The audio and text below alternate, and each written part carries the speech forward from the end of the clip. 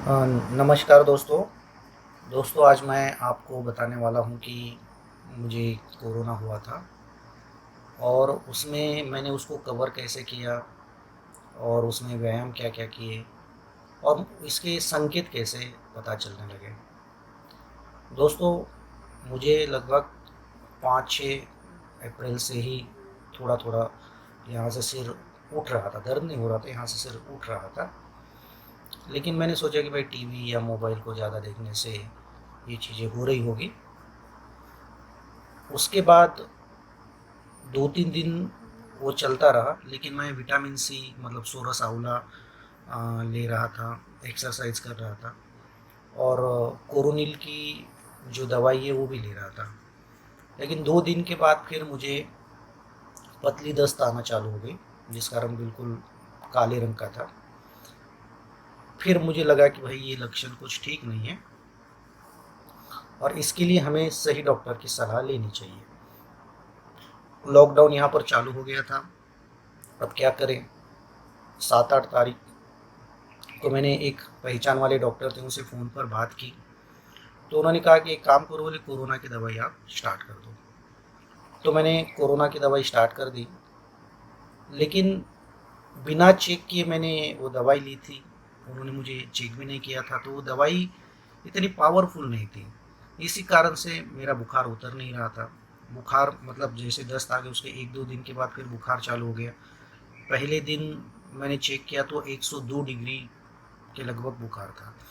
लेकिन दोस्तों, उस समय भी मैं डेली सूर्य नमस्कार, अनुलोम विलोम, कपाल भाती ये सब मैं कर रहा था और इस कारण से मुझे किसी भी तरह की शारीरिक कमजोरी महसूस नहीं हुई और विटामिन सी की सो आंवला जो था वो मैं खूब मात्रा में ले रहा था और इसी कारण से ना मुझे सर्दी हुई, ना मुझे खांसी हुई, ना मुझे बॉडी में पेन हुआ।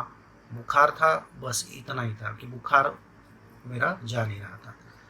एक दिन तो ऐसा हुआ कि 103.6 103.6 तक मेरा बुखार चढ़ा था, लेकिन मुझे ऐसा लग रहा था कि मुझे कुछ हुआ ही नहीं है। दूसरे दिन वो 100 डिग्री तक, 100 और 101 के डिग्री तक रहा था। फिर मुझे एक मेरे मित्र है, तो उन्होंने ये सलाह दी कि भाई आप एक अच्छे डॉक्टर को दिखाइए। इसके बीच में मैंने मेरा RT-PCR कराया था, जो कि निगेटिव आया था कि जब मैं सख्त बीमार था, बुखार था, उस समय निकाला हुआ RT-PCR मेरा निगेटिव आया। फिर भी मैंने सोचा कि नहीं, अभी हमें डॉक्टर को दिखाना चाहिए।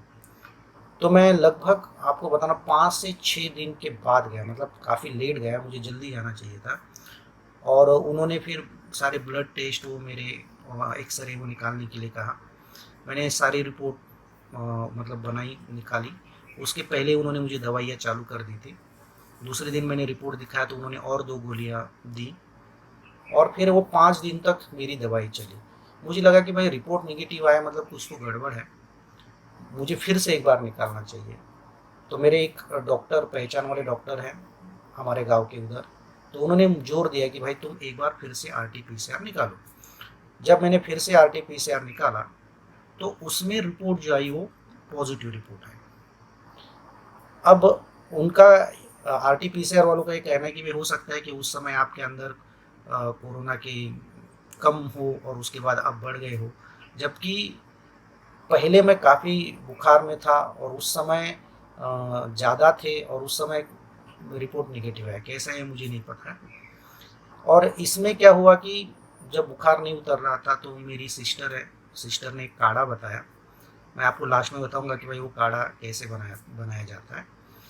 तो उसने दावा किया कि भाई 3 दिन में तुम्हारा बुखार उतर जाएगा और साथ में जो डॉक्टर ने गोलियां दी वो भी खाते रहो। तो मैं फिर जब एक MD डॉक्टर, यहाँ पर बहुत अच्छे एक्सपर्ट डॉक्टर है, उनके पास गया, उनको दिखाया। जब उनको दिखाया तो उन्होंने पूरा मेरा देख कर के रिपोर्ट वो सब बना करके जब गोलियाँ चालू कर दी तो उनकी दवाई प्लस ये काढ़ा, ये दोनों चीज़ें ले रहा था। अब सोच लीजिए 7 दिन से बुखार था, बॉडी में कुछ दर्द नहीं, पेन नहीं, कुछ नहीं था। लेकिन क्या होने लगा कि काढ़ा और ये दवाई लेने के बाद दूसरे दिन मेरा जो दस्त का था वो कम हो गया। एक बार मैं गया तो वो जो काला रंग था वो नेचुरल रंग में आया, लेकिन पतली दस्त हुई। उसके बाद दोपहर में एक बार हुई, उसके बाद नहीं हुई। लेकिन उस दिन मुझे थोड़ा सा पसीना आया हो सकता है कि जो गर्मी थी अंदर वो बाहर निकल रही थी। दूसरे दिन फिर मैंने काढ़ा लिया और दवाइयाँ ली। उसके बाद दूसरे दिन ज़्यादा पसीना आया, बहुत ज़्यादा पसीना आया, लेकिन मुझे लगा कि नहीं, ये अच्छा रिजल्ट आ रहा है और मैं अच्छा महसूस कर रहा था। लेकिन तीसरे दिन जो मुझे अ, मतलब लैट्रिन नॉर्मल आ गई फिर, अ, मतलब जो पतली नहीं आई गाड़ी, जो नेचुरल अपने आते हैं उस टाइप से आ गई। तो मुझे लगा कि भाई मैं काफ़ी कवर हो गया हूँ। लेकिन उस दिन मुझे लगभग इतनी प्यास लगी, मैंने 1 से 1.5 घंटे में लगभग 7-8 लीटर पानी पिया, इतनी प्यास लग रही थी। और पूरा पसीने से तर, मतलब पूरा शरीर मेरा पसीने से भीग गया था, मतलब ऐसा लग रहा था कि मैं नहा रहा हूँ। तो उससे मैं डर गया। एक्चुअली वो अच्छा रिजल्ट था। एक मन कह रहा था कि नहीं, ये अच्छा है, कोई टेंशन की बात नहीं, लेकिन दूसरा मन ये कह रहा था कि भाई कुछ तो गड़बड़ है। अब एक दो डॉक्टर को पूछा तो बोले कि भाई ये तो कोई कोरोना के लक्षण नहीं, कि भाई प्यास लग रही है और भूख भी लग रही है, ये तो कोई कोरोना के लक्षण है। फिर भी मैं डर गया, डर से मेरा बीपी थोड़ा हाई हो गया।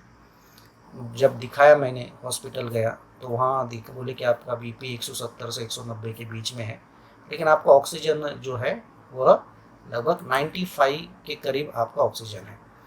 तो ऑक्सीजन मेरा कम नहीं हुआ। ऑक्सीजन कम न होने का रीज़न यही है कि प्रतिदिन प्रतिदिन मैं 5 सूर्य नमस्कार, कपालभाति, सुदर्शन क्रिया, जो जो मुझे आता था, जितने भी प्राणायाम आते थे, जो डीप ब्रीथिंग वाले थे, वो मैं करता था। मेरे पास एक शंख भी है, मैं उसको रोज 5 बार, सुबह 5-7 बार, शाम को 5-7 बार फूकता रहता था। अब क्या हो गया कि वो वहाँ पर अलग अलग सेक्शन है हॉस्पिटल में, तो मैं तो इमरजेंसी में गया था।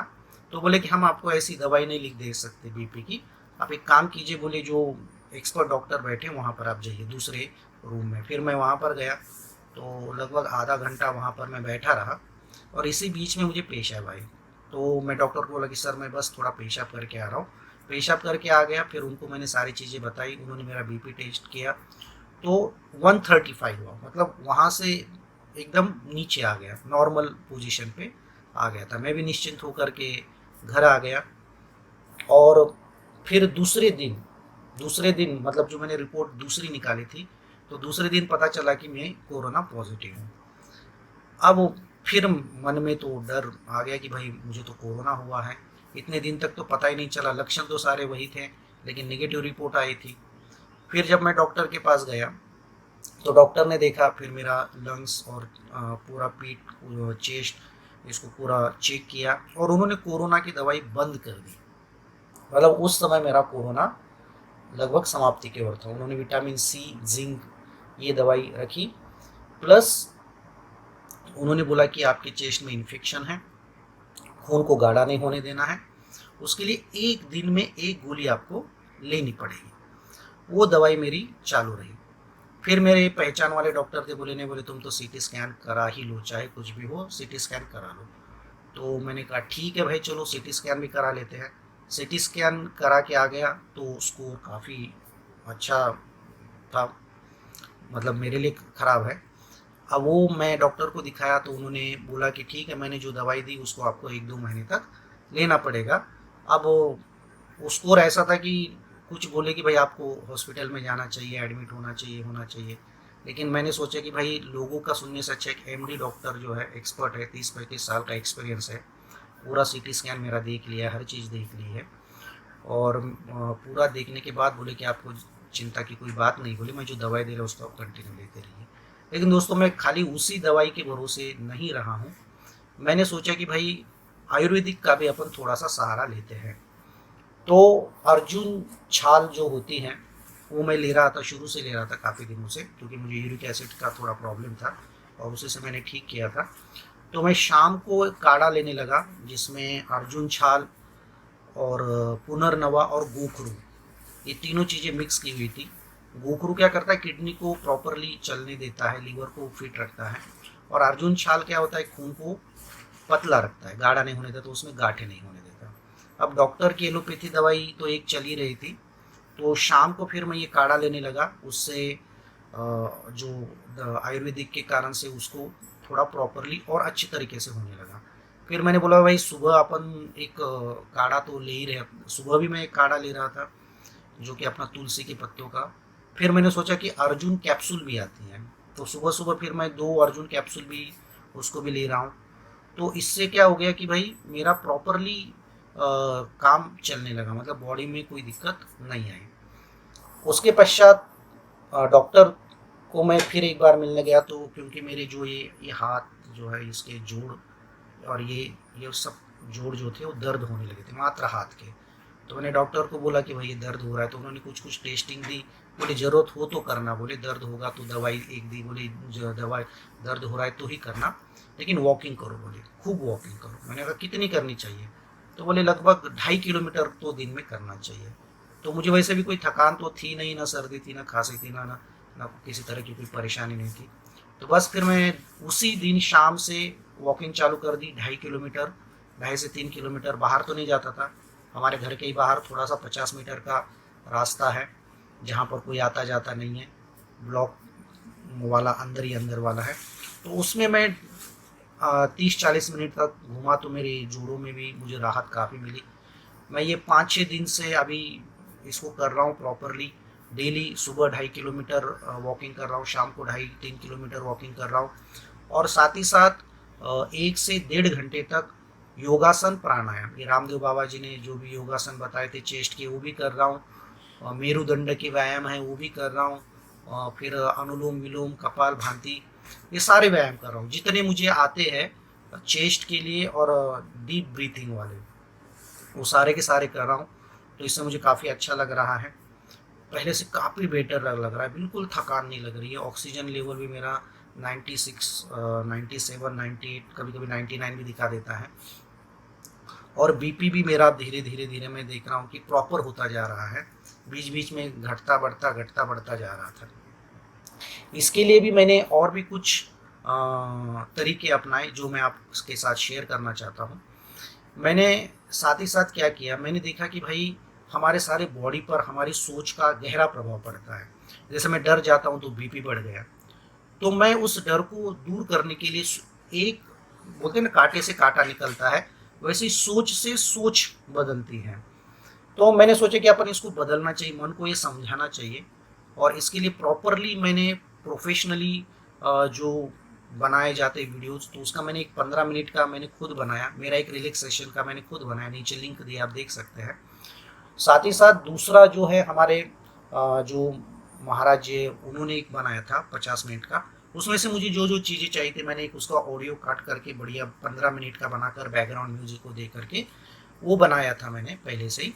तो उसको मैं दिन में 2-2 बार 3-3 बार सुनने लगा कि मैं स्वस्थ हूँ, मैं निरोगी हूँ, मैं स्वस्थ हूँ, मैं निरोगी हूँ, मैं निरोगी होता जा रहा हूँ, ये सारी चीज़ें मैं उसमें सुनता रहता था, कंटिन्यू सुन रहा हूँ, अभी भी सुन रहा हूँ।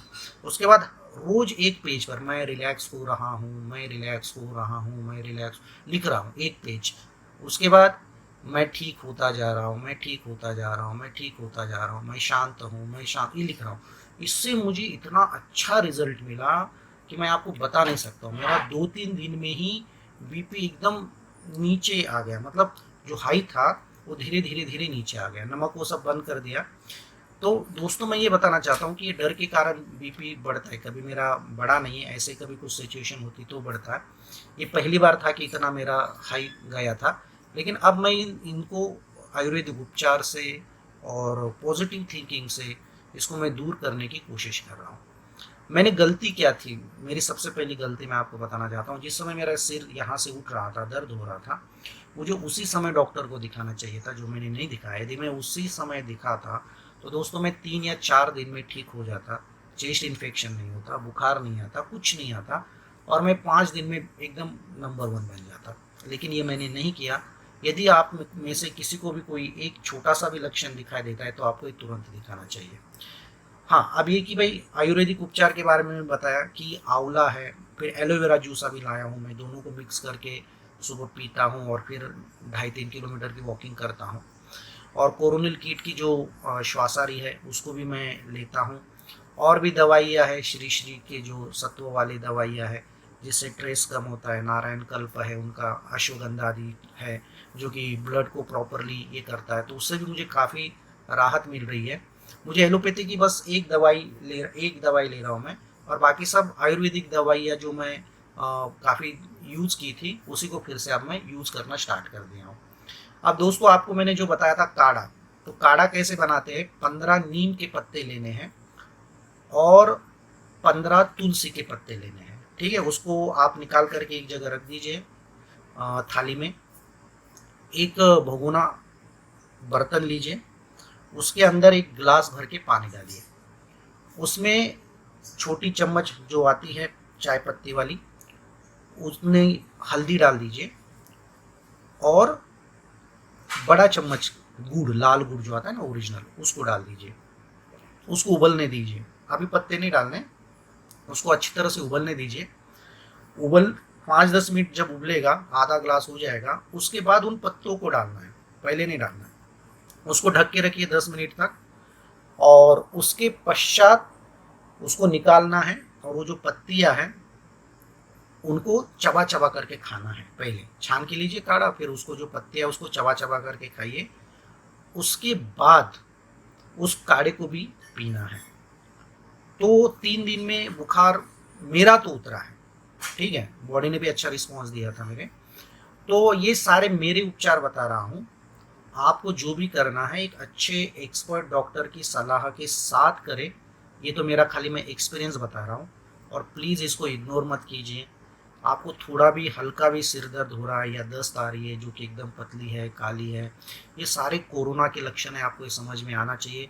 शुरू में थोड़ा ठंड लगेगा या कुछ अच्छा नहीं लग रहा है, थोड़ा ठंडा गरम बॉडी बनता जा रहा है ना, तो आप समझ लीजिए कि कुछ ना कुछ तो बॉडी में गड़बड़ होना चालू हो गया है। और ये सेकंड वाला जो कोरोना है ये पहले से ही डबल या 10 गुना कहे अपन दिक्कत करने वाला है।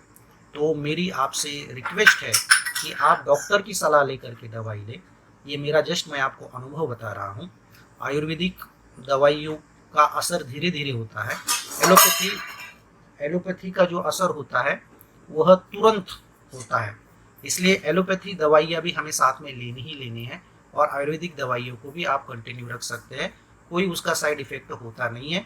हाँ, किडनी पे यदि जोर पड़ता है तो किडनी को प्रॉपर आपका चलता है तो उसके लिए गोखरू जो आता है वो बहुत अच्छा रहता है। तो ये मेरा उपचार मैंने बता दिया है, अपने मन से आपको प्लीज़ कुछ ना करें, डॉक्टर की सलाह लें और फिर आगे बढ़े। दोस्तों आपके कोई प्रश्न हो तो आप नीचे कर सकते हैं।